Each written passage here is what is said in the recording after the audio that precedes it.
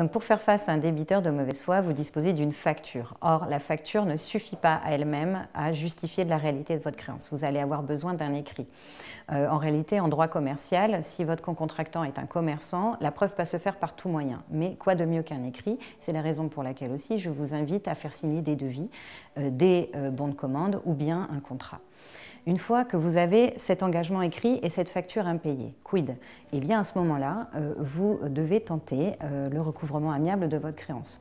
Vous adressez des relances, soit par mail, soit par voie postale, et puis malheureusement, votre créance demeure toujours impayée. À ce moment-là, il faudra adresser une mise en demeure par lettre recommandée avec accusé-réception à votre débiteur.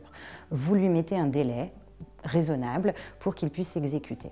Alors de deux choses l'une, soit il s'exécute, soit il refuse de s'exécuter, ou bien encore il souhaite s'exécuter, mais il ne peut pas parce qu'il n'a pas les fonds. À ce moment-là, dans cette dernière hypothèse, je vous invite à lui faire signer une reconnaissance de dette et de lui soumettre éventuellement un échéancier. Il respecte l'échéancier, tout va bien dans le meilleur des mondes. Il ne respecte pas l'échéancier, ou bien on est face à un débiteur de mauvaise foi. À ce moment-là, vous n'aurez d'autre choix que d'envisager le recouvrement judiciaire, par la voie de l'injonction de payer ou bien par la voie d'une assignation en paiement. J'ai également un petit conseil à vous donner.